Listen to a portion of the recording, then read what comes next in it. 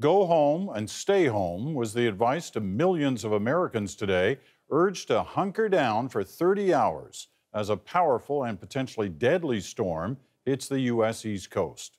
It's a monster of a storm covering 400 kilometers, including New York City and Boston. In all, some 58 million Americans will feel its force.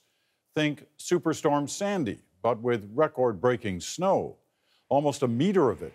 Add to that near hurricane-force winds, creating dangerous whiteout conditions, leading to driving bans and the cancellation of more than 6,500 flights.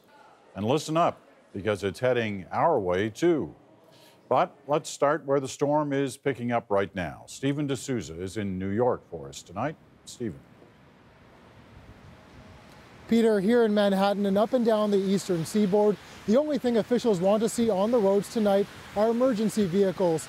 Roads are practically off limits, flights are scarce, even trains are shutting down, making escaping New York near impossible. Almost as fast as workers tried to clear it, the snow would return, falling faster and harder as the day wore on. I'm not worried about it. I'm staying overnight. This is nothing. See, I came here in 1966, and we used to have piles of snow 4 or 5 feet on the avenues for several weeks. The storm is expected to bring record snowfall, and with it, fierce winds and coastal flooding. A reminder for some of the damage wrought by Superstorm Sandy. Faced with that forecast, officials weren't taking any chances. This will most likely be one of the largest blizzards in the history of New York City. I'm asking everyone to understand that and to prepare accordingly. This is not going to be like other snowstorms. In New York, the storm forced the postponement of 2 NBA games. While in Boston, jury selection in the trial of marathon bomber Dzhokhar Tsarnaev was put on hold. Tonight, many heeded the call to go home early, warned that for the first time in its history, the country's largest network of subways, trains, and buses would shut down because of a winter storm. Hopefully it's not going to be an historic event that everybody's talking about. But New York's mayor wasn't the only politician sounding the alarm. 5 states declared a state of emergency. You should stay home if you can. You should only go out in the case of an absolute emergency or necessity.